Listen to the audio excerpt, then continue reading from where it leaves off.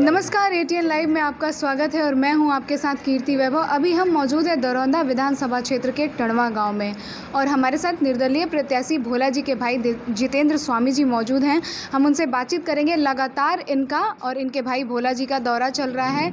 ये door to door visit कर रहे हैं, जनता की समस्याओं को जान रहे हैं और विजिट करके लोगों तक बता रहे हैं कि निर्दलीय प्रत्याशी भोला जी को वोट करके इस बार विधायक बनाया जाए। स्वामी जी, ये बताइए कि लगातार आप लोगों का दौरा चल रहा है, डोर टू डोर आप लोग विजिट कर रहे हैं, लोगों से मिल रहे हैं, लोगों की समस्याएं जान रहे हैं, कैसा रुझान मिल रहा है अभी दरौंदा विधानसभा क्षेत्र की जनता का आपको? हम सबसे पहले आपके चैनल के माध्यम से दरौंदा की महान जनता को प्रणाम करता हूँ, नमस्कार करता हूँ और टरवा के धरती पर बैठा हूँ। यहाँ की धरती को भी नमन करता हूँ। अभी दीपक मिश्रा जी, अजय पांडे जी, ये सभी लोग बैठे हैं। ये हरिद्वार से आए हैं। अजय जी यहीं हमारे पुराने मित्र रहते हैं। अभी इस प्रखंड के, जिस प्रखंड में मैं घूम रहा हूँ, हसनपुरा प्रखंड के कई पंचायत के अध्यक्ष, कई पंचायत के मुखिया, अभी दलितों के नेता, शोषितों और पीड़ितों के नेता हसनपुरा के सोहन राम जी आपके बगल में बैठे हुए हैं। बगल में फलपुरा के मुखिया काफ़ी तेज और तरार और मृदुभाषी आपके शत्रुघ्न जी बैठे हुए हैं। दीपक मिश्रा जी का नाम बताए, भगत जी का नाम बताए। बहुत सारे लोग जो है साथ साथ जब कहीं उम्मीदवार आते हैं, हम आते हैं या अपने से लो लग करके काम करते हैं। चूँकि रुझान तो आपको चेक करना है, रुझान तो आपको जानना है। मैं अगर रुझान के बारे में कहूँ तो अतिशोक्ति हो जाएगी, इसलिए कि समाज की दर्पण आप हैं और आपको लोग देखता है और आपसे लोग समझता है। यह काम आपका है कि मेरा रुझान कैसा है, मेरे उम्मीदवार का रुझान कैसा है। मैं केवल दरौंदा विधानसभा के उम्मीदवारों की बात नहीं कर रहा हूँ। यहाँ मात्र 11 उम्मीदवार हैं। मैं इस पूरे कमिश्नरी के उम्मीदवारों की बात कर रहा हूँ कि उन उम्मीदवारों में मेरा उम्मीदवार जो है हर मायने में सर्वोपरि है। वह शिक्षा की बात हो, मैनेजमेंट की बात हो या दरौंदा के विकास के मॉडल और विजन पर बात करने की बात हो, तो उसमें सबसे उम्दा किस्म का उम्मीदवार जो है रोहित कुमार अनुराग उर्फ भोला है। दूसरा कि ऐसे पिता का पुत्र है कि जो शहर ज़मीन से आए। अगर आप चूँकि मीडिया से जुड़ी हुई हैं, आप मीडिया के माध्यम से लोगों को रिझा रही हैं, लोगों की का समीक्षा कर रही हैं, लोगों को सुन रही हैं, एक एक घर जा रही हैं। जब आप कहिएगा कि सिवान में नेताजी के यहाँ जाना है तो लोग जान जाएंगे कि जननायक नेताजी उमाशंकर सिंह के यहाँ आपको जाना है। छपरा में अगर कहिएगा कि नेताजी के यहाँ जाना है, गोपालगंज में कहिएगा कि सिवान नेताजी के यहाँ जाना है, तो लोग समझ जाएंगे कि यह उमाशंकर बाबू के यहाँ इनको जाना है। अब सोचिए कि कितना आदर और भाव था उनके लिए लोगों के मनों में। उनके छोटे पुत्र, प्यारे पुत्र रोहित कुमार अनुराग उर्फ भोला जी हैं। भोला जी देश और दुनिया के सबसे प्राइवेट बड़े जहाज कंपनी क्लब वन एयरलाइंस के सीईओ थे, वाइस चेयरमैन थे। सोचिए कि लगभग 1.5 करोड़ का पैकेज था उनका। और मेरे एक आग्रह पर, अजय जी के एक आग्रह पर, जितेंद्र स्वामी ने उनसे आग्रह किया कि आइए इस बार का चुनाव जो है आपको लड़ना है, क्योंकि उमाशंकर बाबू के चादर की ऊंचाई बढ़ानी है। हमने उनको एक टेस्ट किया कि यह कुछ दे सकते हैं क्या। उमाशंकर बाबू नहीं हैं, उनके लोकसभा क्षेत्र में एक बार कुछ एम्बुलेंस दे दीजिए, दिला दीजिए, क्योंकि आप तो ब्यूरोक्रेट्स में हैं और लगभग देश के विभिन्न राज्यों में सेक्रेटरी लेवल पर आपके दोस्त हैं। देश के बड़े बड़े इंडस्ट्रियलिस्ट जो हैं वह कहीं न कहीं उनके सेक्रेटरी आपके मित्र हैं। बहुत सारे उद्योगपतियों में से भी 2-4 ऐसे लोग हैं जो आपके कलीग हैं, जुड़े हुए हैं। चूँकि मैं इसलिए बता रहा हूँ कि पूर्व में आप आकलन करिएगा, जब नेट को देखिएगा तो भोला जी की शादी विंध्याचल माँ के दरबार में हुआ, और दिल्ली जब उनका रिसेप्शन हुआ, रेनुआ भी रिसेप्शन हुआ था, लेकिन दिल्ली रिसेप्शन हुआ तो देश के सेनाध्यक्ष, देश के होम सेक्रेटरी, देश के राष्ट्रपति, देश के उपराष्ट्रपति और देश के 36 दलों के राष्ट्रीय अध्यक्ष और भारत के बहुत सारे केंद्रीय मंत्री, देश के सोशल नेटवर्किंग के समाज में काम करने वाले लोग वहाँ मौजूद थे। देश के बहुत सारे ब्यूरोक्रेट्स वहाँ मौजूद थे। आप सोच सकती हैं कि ऐसा उम्मीदवार मैं आपके बीच लाया हूँ। क्यों लाया हूँ? क्योंकि सिवान रोजगार विमुक्त हो गया है, रोजगार से मुक्त हो गया है। नौजवानों के चेहरे पर मुरझाहट है। आपने देखा होगा कोरोना काल में हजारों लोग विभिन्न राज्यों से लौट करके आए हैं, पैदल चल करके, गाड़ी से चल करके, विभिन्न रास्तों से यहाँ पहुँचे हैं, क्योंकि यहाँ कोई काम नहीं है। अगर काम रहता तो अपने पत्नी, अपने बेटी, अपने बेटा, अपनी बूढ़ी माँ को, अपने बूढ़े बाप को छोड़ करके ये हरियाणा क्यों जाते, महाराष्ट्र क्यों जाते, ये दिल्ली क्यों जाते, सूरत क्यों जाते? लेकिन काम के लिए, पेट के लिए, अपने परिवार को पालने के लिए, अपने नौजवान शिशु बच्चों को कहीं ना कहीं तैयार करने के लिए, उनके अच्छे शिक्षा के लिए वह दूसरे प्रदेशों में जा कर के मजदूरी करते हैं। सीवान में चीनी मिलें बंद हो गई। 1977 की जब सरकार बनी, कर्पूरी जी मुख्यमंत्री हुए, उमाशंकर बाबू उस विधानसभा के माननीय विधायक थे, तो उस समय 1978 में एक जूट मिल की स्थापना हुई सीवान में, जिसमें मेरे जैसा व्यक्ति, एक छोटा सा कार्यकर्ता है जितेंद्र स्वामी, इसने 400 लोगों को उसमें नौकरियां दी थी। कथा नहीं कहता, जितेंद्र स्वामी जो बोलता है वह पीछे में और वह सामने में बोलता है। लेकिन आप चले जाइए उस सूता फैक्ट्री का एक ईटा भी देख लीजिए कि ईटा हो वहाँ, आखिर कौन लोग लेकर चले गए? चीनी मिलों की एक मशीनें नहीं है, दीवारें नहीं है। एक दिन चिमनी कट रहा था, जितेंद्र स्वामी एसपी को टेलीफोन किए तो चिमनी किसी तरह से साहब का मिल का बच गया है। लेकिन मैं इसलिए भोला जी को लाया कि भोला जी यहाँ रोजगार की व्यवस्था करेंगे। आज उनके दोस्त पूछ रहे हैं जो इंडस्ट्रिस्ट हैं कि तुम कहाँ चले गए? अरे इस देहात में, गांव में ये धूला फांकने तुम क्यों चले गए? तो उसने कहा कि पिताजी की बड़ी चादर थी, उस चादर को एक ऊंचाई पर ले जाना चाहते हैं कि जो उमाशंकर बाबू का सफ़ेद चादर था उसकी ऊंचाई और बढ़े। यह कोई नहीं कहे कि उमाशंकर के बाद कोई नहीं। इसलिए मैं लौट करके आया हूँ। उन लोगों ने आश्वस्त किया है कि ठीक है, अगर तुम ऐसा ही कर रहे हो तो जीतो, विधानसभा पहुँचो, हम लोग सर्वे कराएंगे और कोई ना कोई ऐसा इंडस्ट्रीज लगाएंगे इस जिला में, इस प्रांत में, इस कमिश्नरी में, जहां नौजवानों को रोजगार मिल सके। ऐसा कोई उम्मीदवार है क्या कमिश्नरी में? ऐसा कोई उम्मीदवार है क्या प्रांत में? एक उम्मीदवार मैंने दिया है, रोहित कुमार अनुराग भोला को। मैं चाहता तो मेरी पत्नी अनुग्रह नायर उमाशंकर सिंह महिला कॉलेज की प्राचार्य हैं, मैं उनको लड़ा सकता था। बेटा दिल्ली और जेएनयू विश्वविद्यालय से पोस्ट ग्रेजुएट करके आया है, मैनेजमेंट करके आया है, मैं उसको लड़ा सकता था। मैंने उसको लड़ाया जो देश और दुनिया के आधे देशों को घूम करके आया है, आधे देशों का मैनेजमेंट करके आया है, और उसको काम करने का भी अनुभव है, मैनेजमेंट का भी अनुभव है, और उमाशंकर बाबू का जो आशीर्वाद मिला है राजनीति का, जो लोगों के सेवा करने का, वह भी जज्बा है। चूँकि 1.5 करोड़ का पैकेज छोड़ करके आया है, 1 रुपया का नहीं। यानी कि लोगों के पास बहुत कुछ है भोला जी को चुनने के लिए, बहुत सारी ऐसी पॉइंट है जिससे वो भोला जी को ही चुने, दूसरे तरफ न जाए। तो आप गाँव का जब सर्वे करिएगा तो पता चल जाएगा बिहार का चुनाव एक अजीब चुनाव है। यहाँ निर्दलीय बराबर जीतते रहे हैं।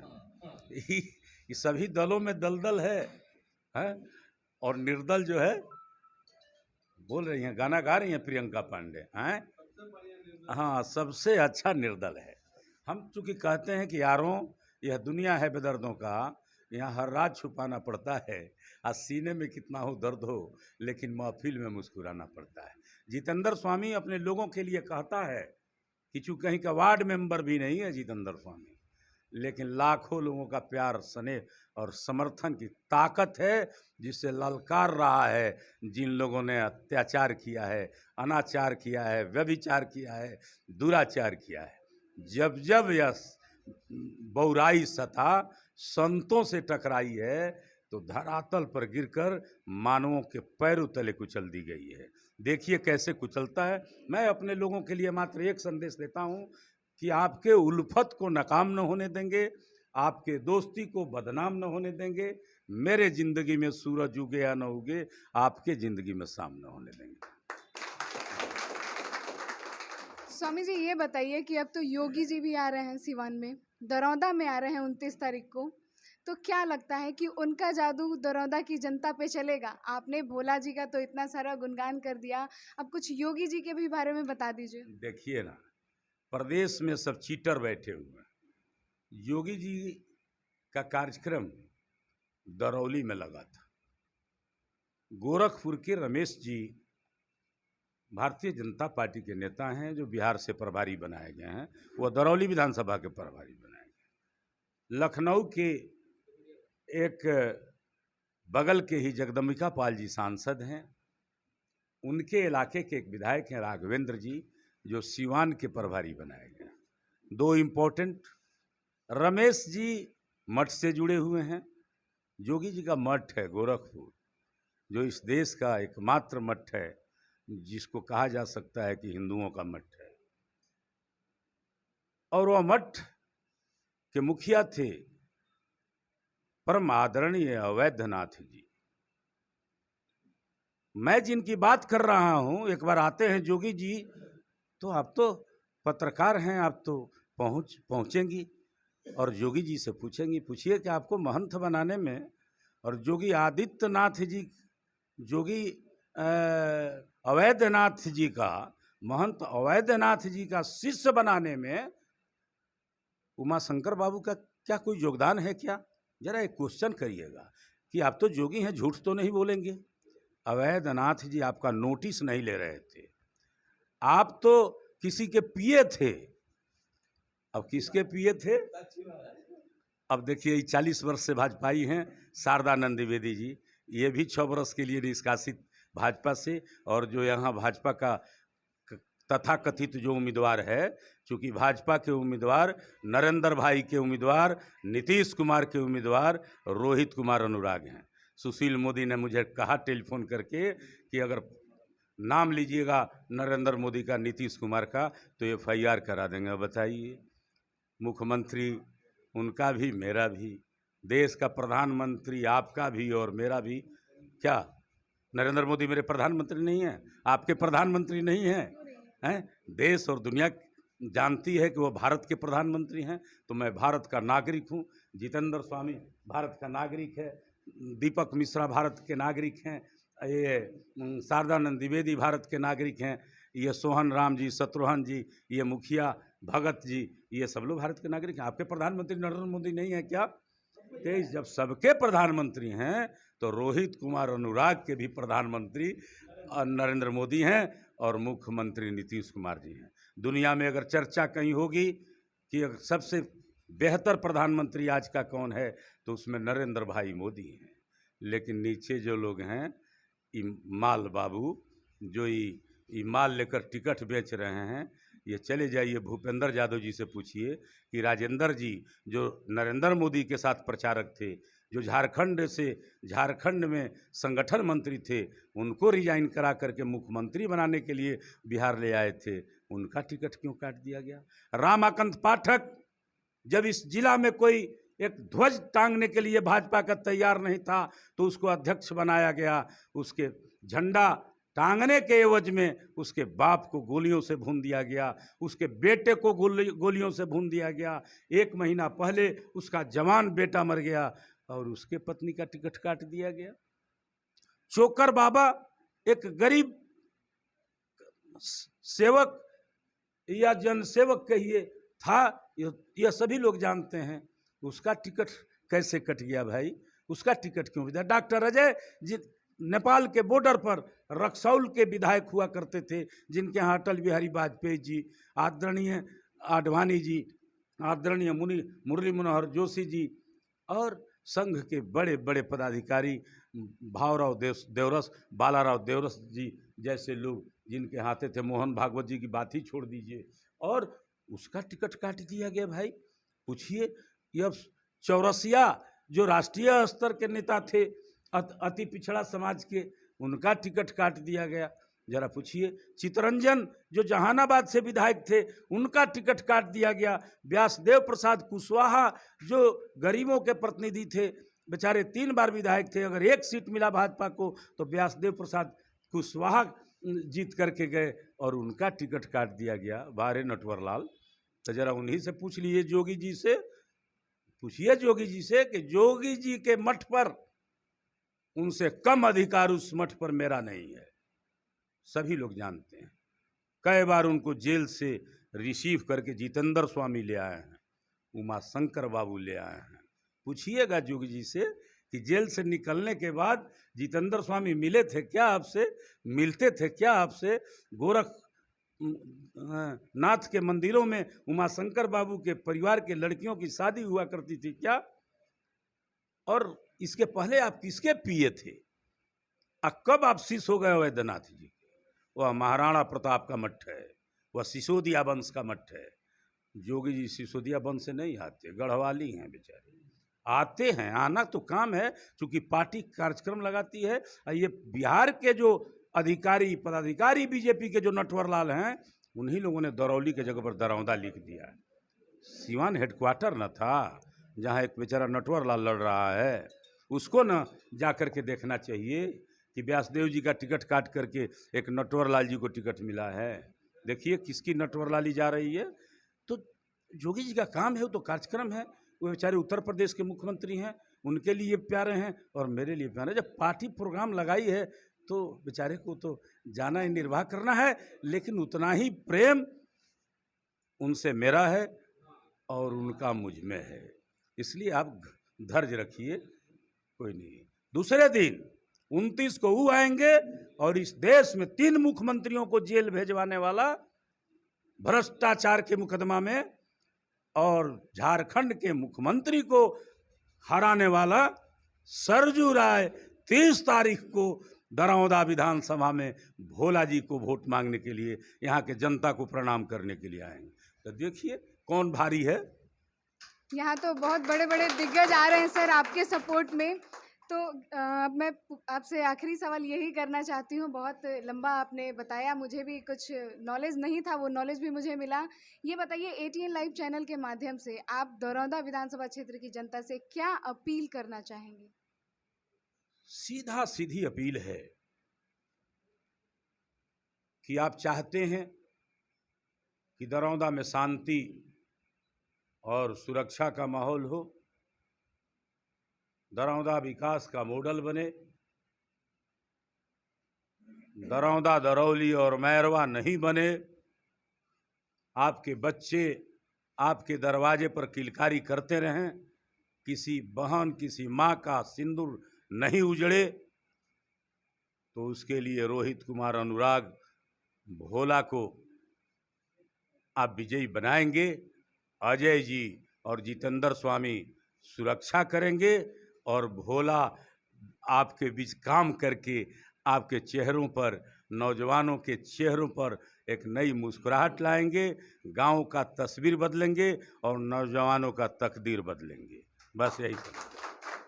स्वामी जी से बात करने के बाद ऐसा पता चलता है कि बहुत बड़े बड़े दिग्गज जो हैं, मुख्यमंत्रियों के पहचान वाले, और मैं बता दूं आपको कि हाई पोस्टेड जो लोग हैं वो भोला जी के लिए टिकट मांगने, माफ़ कीजिएगा, वोट मांगने के लिए दरौंदा में आ रहे हैं 30 तारीख को, और आगे भी आते रहेंगे। अब देखना ये होगा कि दरौंदा विधानसभा क्षेत्र की जनता किसे अपना विधायक चुनकर पटना विधानसभा में भेजने का कार्य करती है, ये तो आने वाला वक्त ही बताएगा। हमारे सहयोगी विकेश के साथ कीर्ति वैभव, ATN लाइव, दरौंदा, सिवान।